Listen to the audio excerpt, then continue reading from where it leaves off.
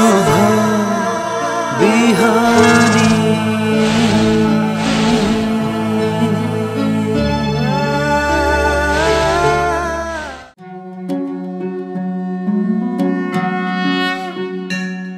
ओम देवी प्रपन्नारति हरे प्रसीद प्रसीद मातर जगतोऽखिलस्य प्रसीद विश्वेश्वरी पाहि विश्वं त्वमीश्वरी देवी चराचरस्य सर्वमंगलमंगल्ये शिवे सर्वार्थसाधिके शरण्ये त्र्यंबके गौरी नारायणी नमोस्तुते। समादरणीय संपूर्ण दर्शकवृन्द प्रातःकालीन हार्दिक अभिवादन। इमेज च्यानल को शुभ बिहानी कार्यक्रम मार्फत हामी समुपस्थित भइसकेका छौं। आज आश्विन शुक्ल नवमी अर्थात नवरात्रको अन्तिम दिन।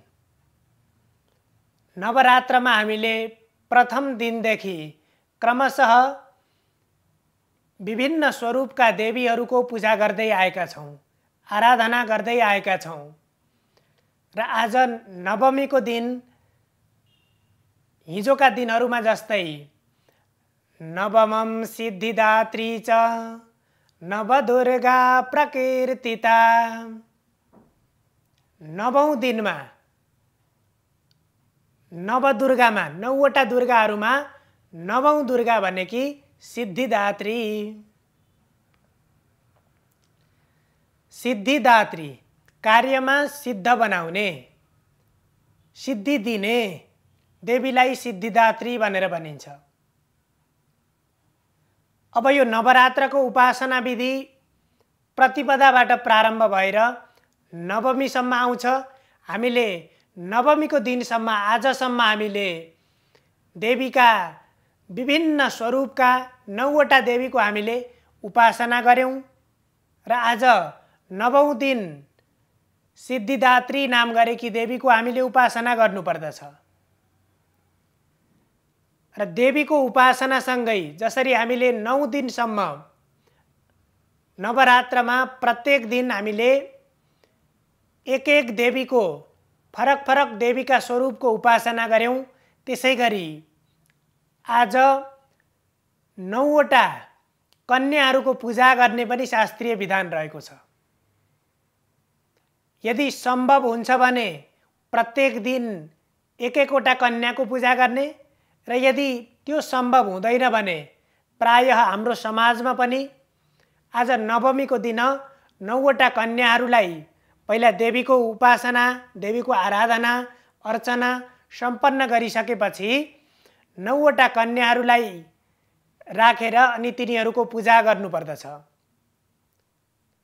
आज नवमीको दिन नै कन्याहरूको पूजा गर्ने परम्परा हाम्रो समाजमा बढी रूपमा प्रचलित देखिन्छ। यद्यपि शास्त्रीय रूपमा भन्ने हो भने हामीले पहिलो दिन प्रतिपदाको दिन जब हामीले शैलपुत्री देवीको आराधना गर्यौं, त्यसपछि 2 वर्षकी कन्याको पूजा गर्ने, 1 वर्षकी कन्याको पूजा गर्नु हुँदैन भनेर शास्त्रले निषेध गरेको छ। किनभने 1 वर्षकी कन्यामा सम्पूर्ण रूपमा सबै कुरा थाहा पाउने त्यो चेतना विकसित भइसकेको हुँदैन। त्यसकारण 2 वर्षदेखि क्रमशः 2, 3, 4 गर्दै गरेर आज नवमीको दिन 10 वर्षकी कन्याको पूजा गर्नुपर्दछ। र यदि हामीले आज एकैपटक 9वटी कन्याको पूजा गर्दैछौँ भने 2 वर्षदेखि 10 वर्षसम्मका 9वटा कन्याहरूलाई राखेर आज पूजा गर्नुपर्दछ। अरू दिनहरूमा जस्तै आज विशेष यो कर्म रहेको छ, नवमीको दिन गर्नुपर्ने कर्ममा।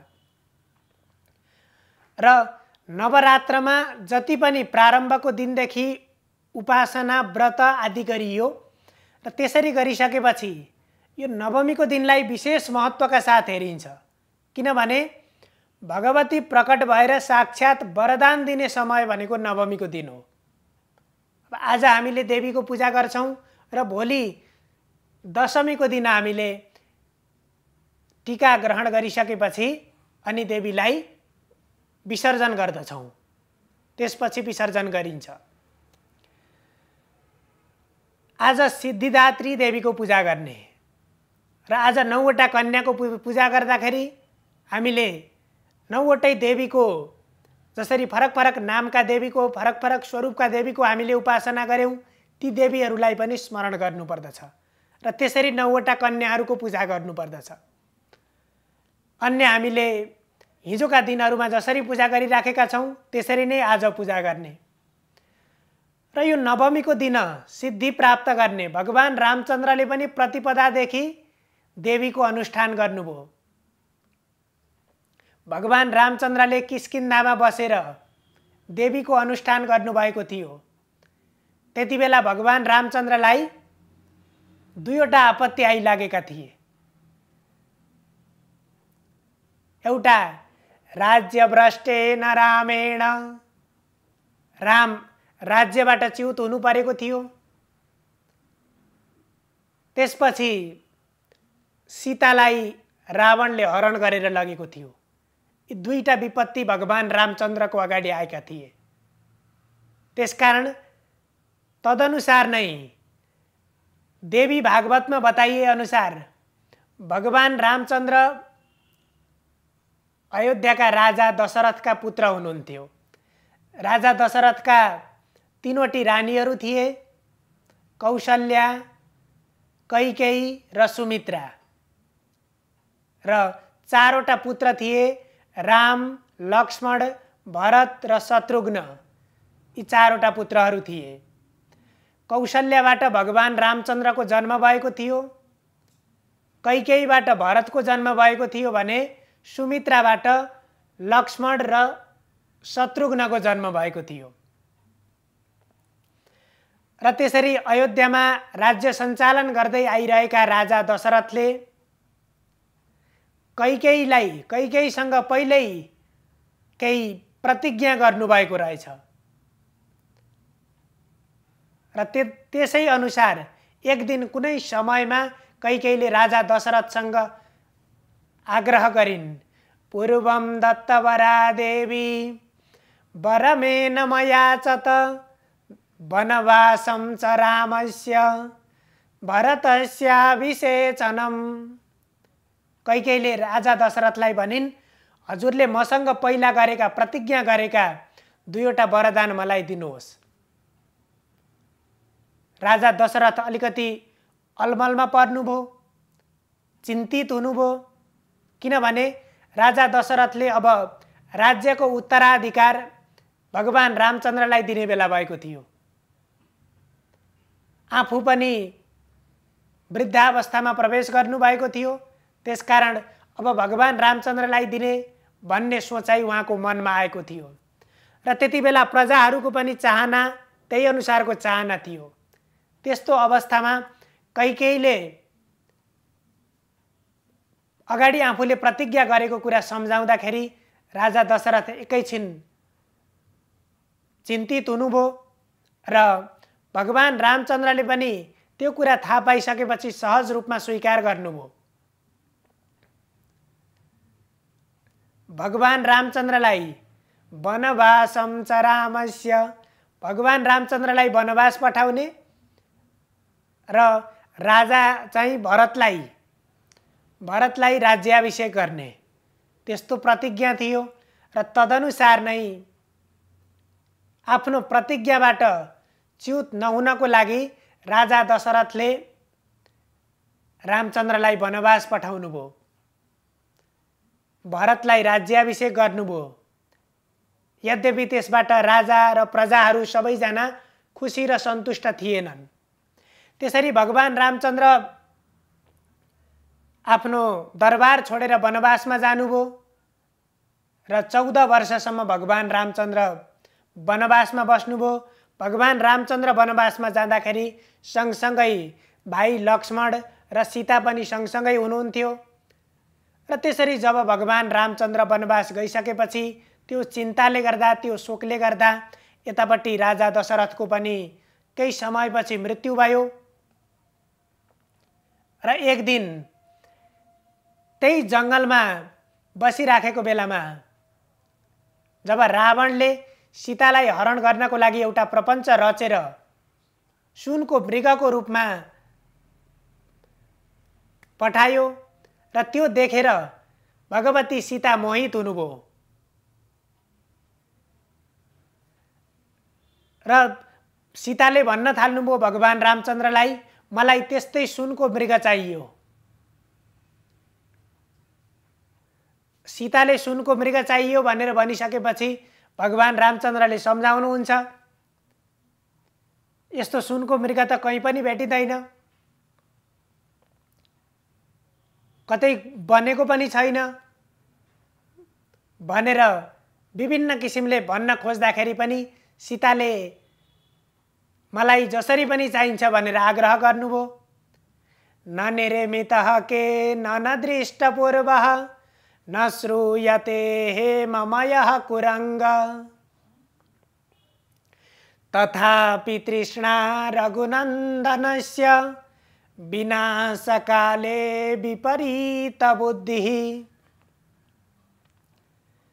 मान्छेलाई केही आपत्ति आइलाग्नु छ, विनाश हुनु छ भने मान्छेको मति भ्रष्ट हुन्छ अरे। त्यस्तै भयो। त्यति बेला माता भगवतीले सीताले अलिकति जिद्दी गर्नुभयो। सुनको मृग न यो संसारमा कहिल्यै बनेको थियो, न कसैले पहिला देखेको थियो, तर पनि त्यस्तो सुनको मृगप्रति लोभ जाग्यो, तृष्णा जाग्यो र त्यसको कारणले गर्दाखेरि भगवान रामचन्द्र सुनको मृग खोज्न भनेर कतै जानुभएको थियो। लक्ष्मणलाई जिम्मा लाएर जानुभएको थियो। लक्ष्मणले पनि केही कामले गर्दाखेरि एकैछिन सीतालाई छोडेर अन्यत्र गएका थिए र त्यस्तो अवस्थामा रावणले हरण गरेर सीतालाई लग्यो। अब यति बेला भगवान रामचन्द्रलाई एउटा राज्यबाट च्युत हुनु परेको छ, अर्को सीतालाई रावणले हरण गरेर लगेको छ। अत्यन्तै ठुला यस्ता विपत्ति आइसकेपछि भगवान रामचन्द्रले नारदजीलाई प्रश्न गर्नुभयो। नारदजीलाई भन्नुभयो, मेरो जीवनमा यस्तो विपत्ति आइलाग्यो, म यो विपत्तिबाट कसरी मुक्त हुन सक्छु होला भनेर नारदजीसँग भन्नुभयो। नारदजीलाई प्रश्न गर्नुभयो, मलाई केही उपाय बताइदिनुहोस् भनेर आग्रह गर्नुभयो र नारदजीले पनि भगवान रामचन्द्रलाई भन्नुभयो, यति बेला शारदीय नवरात्र नजिकमा आएको रहेछ। यदि तपाईलाई यस्तो विपत्ति आइलागेको छ, अब यसको उपाय, यसबाट तपाईँ निवृत्त हुने, यो विपत्तिबाट मुक्त हुने उपाय भनेको एउटा मात्रै छ। शारदीय नवरात्र नजिकमा आइराखेको छ र तपाईले नवरात्रमा देवीका 9वटा स्वरूपहरूको अनुष्ठान गर्नुहोस्, नवरात्रमा उपवास व्रत बस्नुहोस् र त्यसपछि यो मात्रै एउटा उपाय हो, तपाईले यो विपत्तिबाट मुक्त हुने उपाय माता भगवतीले तपाईलाई यो विपत्तिबाट मुक्ति हुने एउटा मार्ग देखाइदिनुहुन्छ भनेर नारदजीले निर्देश गर्नुभयो। त्यसपछि राज्यभ्रष्टेन रामेण, राज्यबाट त्यसरी च्युत भएका भगवान रामचन्द्र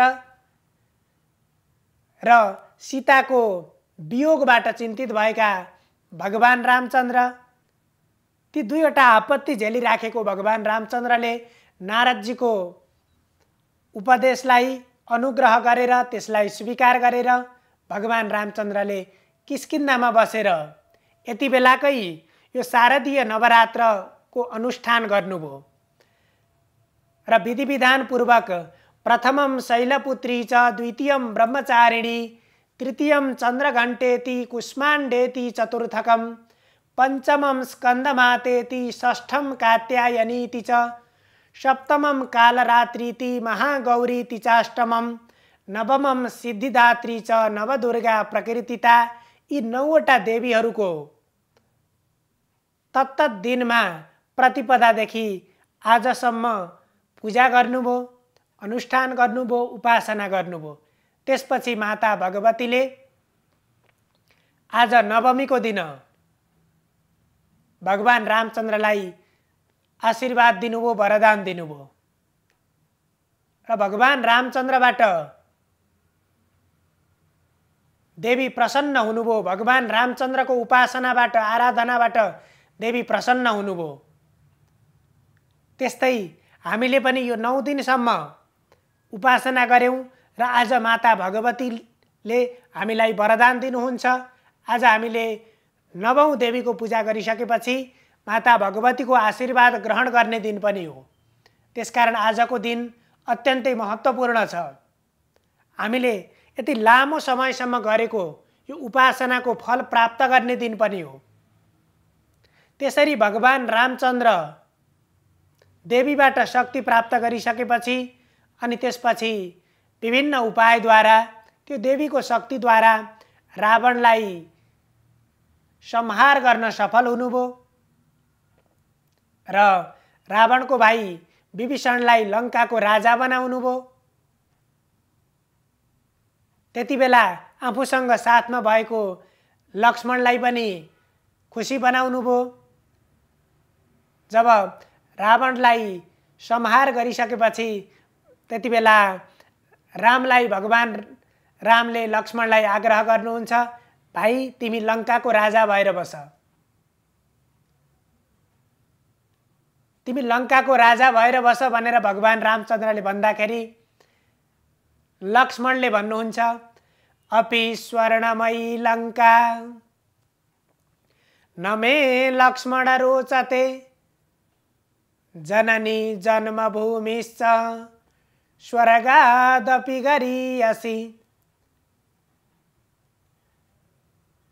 रावणलाई वध गरिसकेपछि अब त्यो लङ्काको राजा पनि भगवान रामचन्द्र पनि राजा भएर बस्न मिल्थ्यो, लक्ष्मण पनि त्यहाँको राजा भएर बस्न मिल्थ्यो। तर त्यो देवीको उपासनाबाट सात्विक शक्ति आर्जन गरेको हुनाले त्यस राज्यप्रतिको मोह त्यति बेला न भगवान रामचन्द्रमा आयो न लक्ष्मणमा आयो। त्यति बेला के भन्नुहुन्छ, यो सुनै सुनले भरिएको यति सुन्दर यो लङ्का छ, सुनै सुनले भरिएको छ, तापनि यो मलाई एकदमै मन पर्दैन। किनभने मेरो लागि असाध्यै सबभन्दा प्यारो भनेको मेरो जन्मभूमि अयोध्या नै मेरो लागि प्यारो छ र जननी मेरी आमा, मेरी माता मेरो लागि प्यारो हुनुहुन्छ। हामीले धेरै ठाउँमा यो सन्दर्भ सुन्ने गर्छौं, जननी जन्मभूमिश्च स्वर्गादपि गरीयसी। यो भगवान रामचन्द्रले भन्नुभएको। त्यो सन्दर्भमा भगवान रामचन्द्रले देवीको त्यस किसिमको अनुष्ठान गर्नुभएको थियो, जुन अनुष्ठानले जुन शक्ति प्राप्त गर्नुभयो त्यसले अभिमान बढाउने खालको शक्ति होइन। जब आफ्नो विपत्तिबाट मुक्त हुनुभयो त्यसपछि पनि उहाँ सबै कुराले निश्चिन्त हुँदाखेरि पनि उहाँलाई मनमा कुनै पनि किसिमको त्यो अभिमान म सम्पन्न बने भन्ने खालको भावना मनमा आएन। सात्विक गुण देवीको सात्विक शक्तिलाई भगवान रामचन्द्रले ग्रहण गर्नुभएको थियो, त्यसलाई वरदानको रूपमा प्राप्त गर्नुभएको थियो। जसरी राक्षसहरूले विभिन्न तपस्या गरेको सन्दर्भमा आफूले प्राप्त गरेको शक्तिबाट उनीहरूलाई घमण्ड उत्पन्न भएको छ, त्यसबाट अभिमान उत्पन्न भएको छ र जसको कारणले ती राक्षसहरूको पछि अन्त्य भएको छ। र हामीले पनि देवीको उपासना गरेर, देवीको आराधना गरेर जुन हामीले शक्ति प्राप्त गर्छौं, त्यो शक्तिलाई हामीले सही ठाउँमा प्रयोग गर्नुपर्दछ। त्यो शक्तिको सही प्रयोग गर्न सकियो भने जीवनमा आइपर्ने व्यवधानबाट हामी सजिलै मुक्त हुन सक्छौं। जसरी भगवान रामचन्द्रले प्रयोग गर्नुभयो, आसक्ति रहित बनेर सम्पत्तौ च विपत्तौ च सम्पत्तिको बेलामा अर्थात् सबै कुराले भरिपूर्ण भएको बेलामा र विपत्तिको बेलामा विभिन्न अप्ठ्यारो व्यवधानहरू आइराखेको बेलामा जो समान किसिमको हुन्छ, जसको भावना एकरूप हुन्छ, त्यो नै वास्तवमा महान व्यक्ति हो भनेर भनिन्छ। त्यसो भएर हामीले आफूलाई महान बनाउनको लागि, आफूलाई सही रूपमा आफ्नो व्यवहारलाई अगाडि बढाउनको लागि, विपत्तिबाट निवृत्त हुन र सम्पत्तिबाट पनि अभिमानी नबन्नको लागि पनि हामीले देवीको उपासना गर्नुपर्दछ। यसरी भगवान रामचन्द्रले पनि देवीको उपासनाबाट विजय प्राप्त गरेको दिन, यसरी 9 दिनसम्म भगवतीको उपासना गरेर देवीले जुन आशीर्वाद दिनुभयो त्यो आशीर्वादबाट भगवान रामचन्द्रले आफ्नो जीवनमा आइपरेका विपत्तिबाट भगवान रामचन्द्र मुक्त हुनुभयो। त्यस्तै आफूलाई अप्ठ्यारो पर्दाखेरि भगवान श्रीकृष्णले पनि देवीको उपासना गर्नुभएको छ। श्रीकृष्णले देवीको अनुष्ठान, नवरात्रको अनुष्ठान गरिसकेपछि आजकै दिन भगवती उत्पन्न हुनुभएको थियो। यसरी हामीले 9 दिनसम्म देवीका विभिन्न स्वरूपहरूको हामीले चर्चा गऱ्यौँ, देवीका विभिन्न स्वरूपको हामीले उपासना गऱ्यौँ, पूजा गऱ्यौँ र यसबाट हाम्रो जीवन र हाम्रो दैनिक व्यवहारमा हामीलाई सहज रूपमा अगाडि बढ्न र हाम्रो जीवन र व्यवहारमा आइपर्ने हाम्रा विपत्तिहरूलाई सजिलै रूपमा परास्त गर्ने सामर्थ्य माता भगवतीले हामी सबैलाई दिनुहुनेछ। सर्वे भवन्तु सुखिनः, सर्वे सन्तु निरामया, सर्वे भद्राणि पश्यन्तु, मा कश्चित् दुःखभाग् भवेत्। हजुरहरूको दिन मङ्गलमय बनोस्। धन्यवाद।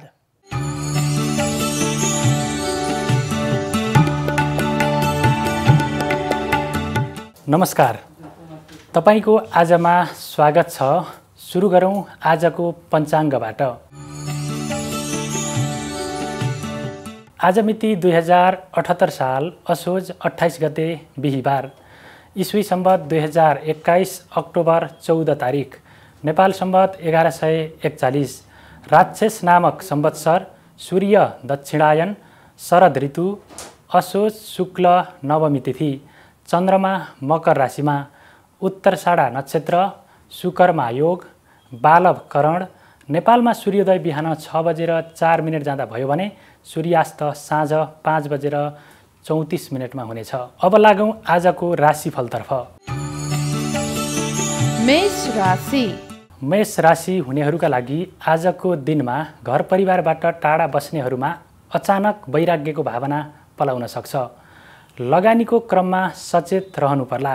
यद्यपि दीर्घकालीन व्यवस्थापनका क्षेत्रमा आर्थिक लगानी गर्दा राम्रै परिणाम हात पर्नेछ। मन दार्शनिक विषयवस्तुमा केन्द्रित हुनेछ। दाम्पत्य सुख, प्रेम सम्बन्ध, रतिराग तथा पारिवारिक सम्बन्धप्रति कुनै आकर्षण हुने देखिँदैन। वृष राशि। वृष राशि हुनेहरूका लागि आजको दिनमा उपलब्धिमूलक र रमणीय यात्राको सम्भावना छ। तपाईका बानी बेहोरा र आन्तरिक क्रियाकलाप अनुयायीका लागि समेत प्रेरणाको स्रोत बन्न सक्ने देखिन्छ। काममा ढिलासुस्ती भए पनि चिताएको परिणाम प्राप्त हुने योग छ। परोपकार र धार्मिक क्षेत्रबाट लाभ प्राप्त गर्न सकिने योग छ। सृजनात्मक कामबाट आत्मसन्तुष्टि प्राप्त हुनेछ। साँझ परिवारमा रमाइलो जमघटको योग छ। मिथुन राशि। मिथुन राशि हुनेहरूका लागि आजको दिनमा प्रेममा सफलता प्राप्त हुनेछ। सरकारी जागिरेले बढुवा प्रशंसा र पुरस्कार पाउनेछन्। कतै छोटो दूरीको लाभदायी यात्रा पनि हुन सक्छ। घरायसी प्रयोजनका र भोगविलाससँग सम्बद्ध सामग्रीको किनमेल गरिनेछ। पार्टनरसिपमा गरिएको कारोबारले राम्रो फाइदा दिनेछ। स्वास्थ्य राम्रो रहनेछ। साँझदेखि के गर्ने के नगर्ने भन्ने विषयले मनमा बेचैनी उत्पन्न हुन सक्छ। कर्कट राशि। कर्कट राशि हुनेहरूका लागि आजको दिनमा समय चुनौती र परीक्षणका रूपमा रहेको छ। वाद विवाद, मुद्दा मामिला र दैनिक काममा चुनौतीको सामना गर्नुपर्नेछ। तर परिणाम भने तपाईकै पोल्टामा आउनेछ। बन्द व्यापार र उद्योग धन्दामा फाइदा देखिन्छ। वैदेशिक प्रयोजन वा लामो दूरीको यात्राका लागि प्रयास हुने सम्भावना छ। मनमा उल्लास, हर्ष र आनन्दको वातावरण प्राप्त हुनेछ। सिंह राशि। सिंह राशि हुनेहरूका लागि आजको दिनमा सन्तानका समस्यामा केन्द्रित हुनुपर्नेछ। तिनीहरूको शैक्षिक र बौद्धिक उन्नयनका लागि लगानी बढाउने समय आएको छ। बन्द व्यापार र व्यवसायमा मेहनत गरे बमोजिम लाभ मिल्नेछ, तर साथी सङ्गीले भने सहयोग गर्ने छैनन्। कन्या राशि। कन्या राशि हुनेहरूको लागि आजको दिनमा घर परिवारमा आनन्दको वातावरण सिर्जना हुनेछ। स्वास्थ्य सबल रहनेछ, शरीर फुर्तिलो रहनेछ, चिताएका काम बन्नेछन्। प्रणय सम्बन्ध र दाम्पत्य जीवनमा रमाइलोपन देखिनेछ। मान्यजन र अभिभावक वर्गबाट आशीर्वाद र सुझाव प्राप्त हुनेछ। घर परिवारमा खुसीको वातावरण आउनेछ। बन्धु बान्धव र छरछिमेकीले सहयोग पुर्याउनेछन्। तुला राशि। तुला राशि हुनेहरूका लागि आजको दिनमा शुभ अशुभ दुवै खाले समाचार सुन्न पाउनुहुनेछ। व्यापारिक वा दैनिक कामहरू सन्तोषजनक ढङ्गले सम्पन्न हुनेछन्। आम्दानीमा कमी आउने छैन। वैदेशिक व्यापार, कृषि व्यवसाय र नोकरी गर्नेहरूका लागि सन्तोषजनक दिन हुनेछ। परोपकारी काम र समाजसेवा गर्दा प्रशंसा प्राप्त हुने समय छ। भाइ बहिनीका क्रियाकलापले हर्षित तुल्याउनेछ। यात्राको सम्भावना छ। बेलुका घरायसी समस्याहरूमा केन्द्रित हुनुपर्ला। पति पत्नी र प्रेम प्रेमिकाका बीचमा मनोमालिन्यको स्थिति देखा पर्न सक्छ। वृश्चिक राशि। वृश्चिक राशि हुनेहरूका लागि आजको दिनमा व्यापारबाट विशेष लाभ पाइनेछ। कृषि, वन र माटो सम्बन्धी व्यवसायीले विशेष लाभ प्राप्त गर्नेछन्। प्रशस्त धन आर्जन गर्ने अवसर पाउनुहुनेछ। मान प्रतिष्ठा र ख्याति बढ्ने समय आएको छ। घुमघाम र भेटघाटको समय छ। मेवा मिष्ठान्न र परिकार मिल्नेछ। नातागोताको कामधन्दा गर्दा सन्तुष्टि प्राप्त हुनेछ। दिन ढल्दै जाँदा विशिष्ट व्यक्तिसँगको सामिप्यता बढ्ने योग छ। धनु राशि। धनु राशि हुनेहरूका लागि आजको दिनमा स्वास्थ्य अनुकूल हुनेछ। मित्र, परिवार र सहयोगीले साथ दिनेछन्। लाभदायक परिणाम प्राप्त हुने क्षेत्रमा धन निवेश गर्ने अनुकूलता हुनेछ। व्यावसायिक क्षेत्रबाट पनि लाभ मिल्ने योग छ। पारिवारिक सहयोग बढ्नेछ। मित्रवर्ग र बन्धुबान्धवले राम्रो सहयोग प्रदान गर्नेछन्। स्वादिष्ट भोजनको अनुकूलता प्राप्त हुनेछ। पछाडि बसेर कुरा काट्नेहरूले पराजित हुनुपर्नेछ। मकर राशि। मकर राशि हुनेहरूका लागि आजको दिनमा दिनभरि संयम र अनुशासित भई व्यवहार गर्नुपर्नेछ। साँझबाट मनमा उत्साह र उमङ्गमा सकारात्मकता देखिन सक्छ, तर दिनभरि असन्तुष्टि र चिडचिडापन बढ्ने सम्भावना छ। परिस्थितिमा क्रमशः सुधार हुँदै जानेछ। सामाजिक काममा मन जाने छैन। बन्द व्यापारका लागि समय दिन सकिँदैन। लामो दूरीको यात्रा हानिकारक हुन सक्छ। कुम्भ राशि। कुम्भ राशि हुनेहरूका लागि आजको दिनमा राजनैतिक र सामाजिक क्षेत्रबाट विशेष लाभ लिने अवसर छ। पठन पाठन र प्राज्ञिक क्षेत्रबाट पनि अनुकूलता मिल्नेछ। मन फुरुङ्ग हुनेछ। सामाजिक सभा समारोहमा भाग लिनुपर्नेछ। विशेष यज्ञ यज्ञादि तथा धार्मिक कृत्यमा सहभागी बन्नुपर्नेछ। घर परिवार र सन्तानप्रतिको जिम्मेवारी बढ्नेछ। पठन पाठन र प्राज्ञिक क्षेत्रबाट लाभ लिन सकिने योग छ। मीन राशि। मीन राशि हुनेहरूका लागि आजको दिनमा व्यावसायिक क्षेत्रमा खासै फेरबदल हुँदैन। मिहिनेत गरे बमोजिम आम्दानी बढाउन सकिनेछ। ठुला बडाको आशीर्वाद प्राप्त भएमा कार्य सम्पन्न सहजतासँग हुनेछ। आफ्नो क्षेत्रमा प्रभुत्व जमाउन सकिनेछ। सामाजिक क्षेत्रमा काम गर्नेका लागि वर्चस्व स्थापित गर्न सकिने दिन छ। साथीभाइ, बन्धुबान्धव र इष्टमित्रबाट राम्रो सहयोग जुटाउन सकिनेछ। यो थियो 12वटा राशिको राशिफल। तपाईको दिन शुभ बितोस्। अहिलेलाई नमस्कार, धन्यवाद।